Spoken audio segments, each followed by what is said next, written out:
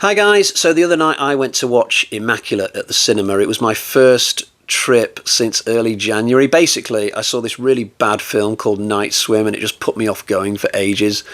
Bad films at the cinema can do that to you psychologically, but I had a much better experience with Immaculate, and I could see myself going on a little bit of a run now at the cinema because I could see from the trailers that there are a few interesting things on the horizon horror-wise. In terms of this film, I'm going to give you two mild spoilers today. The first is that this is not a supernatural horror film.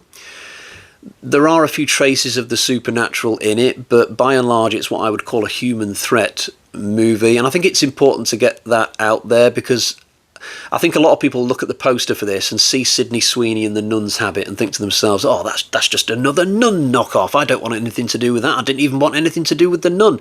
But put those thoughts out of your mind. This is not even similar to the nun, really, for better or worse. The only similarities are the fact that both films involve nuns and take place in a nun's convent. So storyline wise, we've got a young woman called Cecilia. She's American and she's moving to Italy in this film to join a nun's convent. She's very green around the gills. She's only just taken her vows, but she's very sure about the fact that she wants to be a nun. I don't think we find out whereabouts in Italy we are in this film, which is a little bit of a shame, but whatever.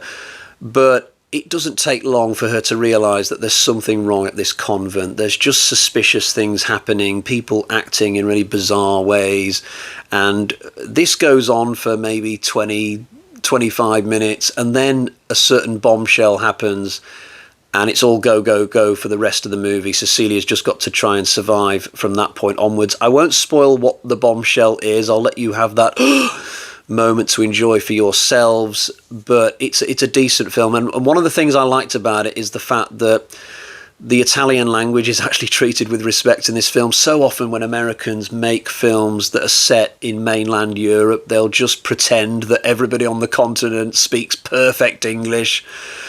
They'll just ignore that all those other languages exist, basically. But in this film, we get characters who only speak Italian. We get characters who can sort of speak English, but not that well. We get other characters who are very fluent in English. So Cecilia's got to kind of work her way through this language barrier problem. There are scenes where she can't understand what's going on, and she's got to sort of get the heads up from the person sat next to her. There are other scenes when Italians are just speaking fluent English at her. It's a real mixed bag.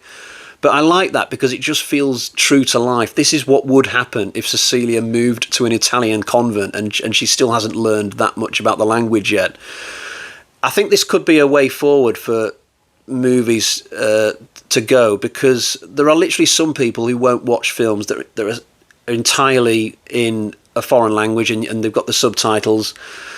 But there are also people who have sticks up their arse like me who like the realism of countries being shown in their proper light, you know, the proper language being spoken. So this could be a good kind of halfway point, you know, a combination of the two. Lots of English throughout the film, but lots of moments as well where a different language is being spoken, because not everybody is going to have a good grasp of English.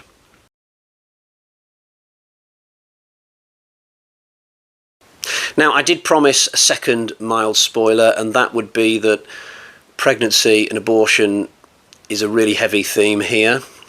I'm not going to tell you whether it's one character or lots of characters, or whether it's on the good side or the bad side, but it features heavily. Although you could probably glean that from the title. Like, as soon as I read the word Immaculate, the first thing that popped into my head was, oh, that must be a reference to Immaculate Conception, surely. I certainly didn't think that the filmmakers were being self-referential about their own work. You know, I don't think they were sat there thinking, oh, what should we call our film? I can't think of a title, which is a shame because it's so good.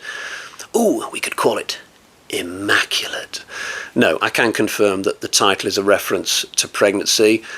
The character Cecilia is pretty good. She's a little bit soft at times, though I could probably put that down to the fact that she's a fish out of water and very, very nervous, though the film does toughen her up towards the end. We pretty much see the entire film through her viewpoint, apart from the prologue. After that, though, everything is done through Cecilia's eyes, really. So the film struggles at points to get all the big incidents and kills into Cecilia's eye line so that we can see what's going on. For instance, there's one moment where something big happens in a courtyard, but we're not where the big thing is happening. We're with Cecilia 200 yards away, and then she spots this big thing happening way over there, and then she sort of runs over to investigate. It's an interesting way to do the film like this, but there are times when I think we see things that we probably shouldn't have done. Certain things like kills and a suicide would have been better left off camera. It just would have made things even creepier. A bit like what they did with Midsummer, when people just kept disappearing and we had no idea what was going on. This film doesn't quite have the balls of Midsummer, but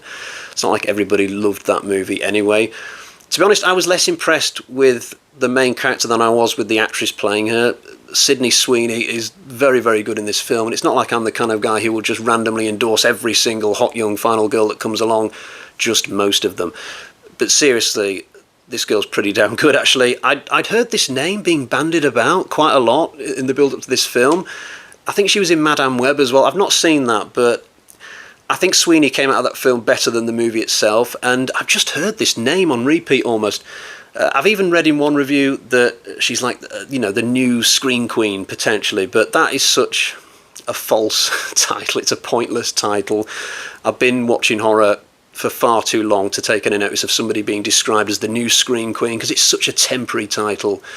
Secret agents have a longer lifespan than actresses playing Scream Queens, and I'm quite certain that as good as Sweeney is, her career will go one of two ways in the next few years. One, she will either drift into the casting wilderness to make way for new Scream Queens, or she will just go into more mainstream movies and just move away from horror.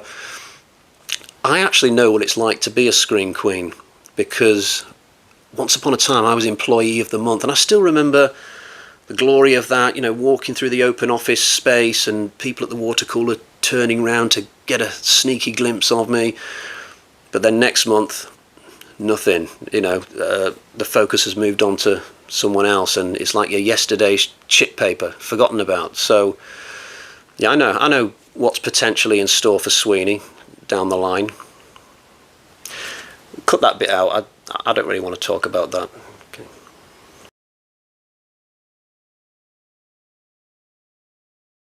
Just to warn you, there is an extremely controversial end to this film, and even before that point, there are one or two moments that will make you sit up and take note when it comes to this film. But the ending, I mean, yeah, it'll divide a lot of people, I think. I'm surprised, actually, that I've not heard more about the ending to this film on the likes of Twitter/X and Facebook groups and things like that. It just seems that nobody's talking about the end of this film, but it should be, because it's a wildly controversial ending, in my opinion. I'm obviously not going to talk about it here because it'll give it away, but this is an ending that will become quite infamous over time, I think, like the end to the Italian Job or the end to Halloween. I don't think everybody will love it, if we go years into the future, but certainly everybody will remember it. I mean, even if you go on to watch another 20 films about nuns, and we might get to that total. I mean, there's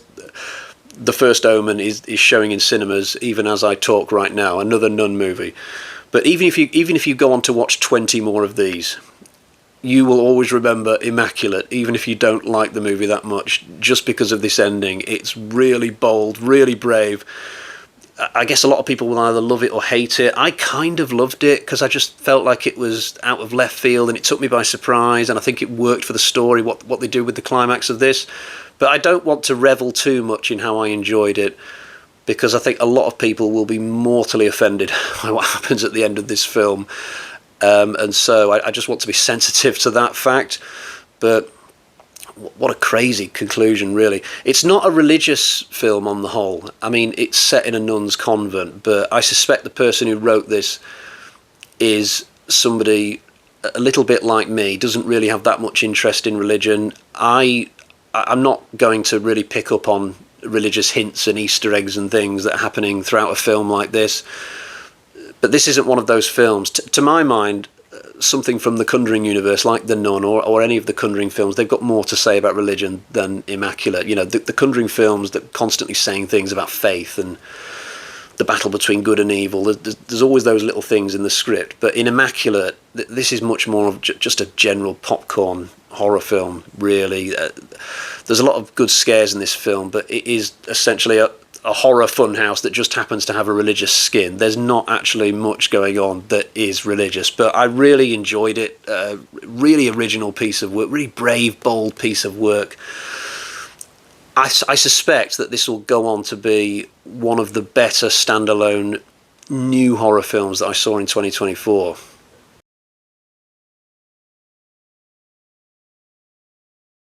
Going back to the prologue, it's a really impressive way to start. It somehow manages to give us a kill which is not only brutal, but also quite creepy in terms of the build-up as well. And if you can accomplish both of those things with a kill, then you're doing pretty well.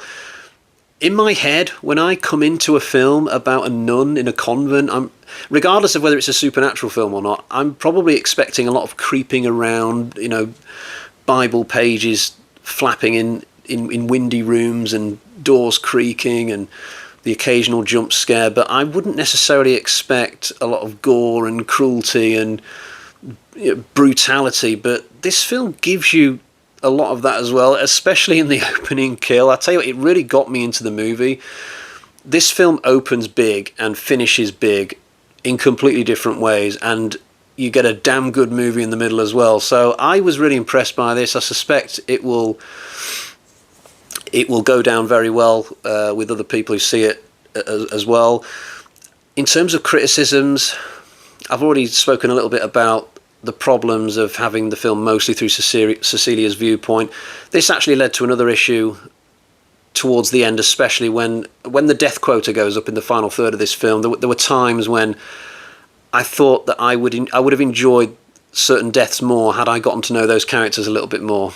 But again, this is small fry. It's a very, very small complaint. On the whole, Immaculate is not too far off Immaculate, I've got to say. But let's get to the bag of terror and see how that translates into a score. We got 1, 2, 3, 4 bloody axes out of 5, and I was very, very close to going to 4.5, I've got to say. I'm going to see The First Omen imminently. I'm not sure if I'm going to review that as well, because I'm tempted to save it for an Omen review series. I think I'll get back to The Ring and Hammer as my next 2 reviews after this. But thank you for joining me. Thank you for sticking with me till the end. This was my review of Immaculate, and I'll catch you all again soon. Bye-bye.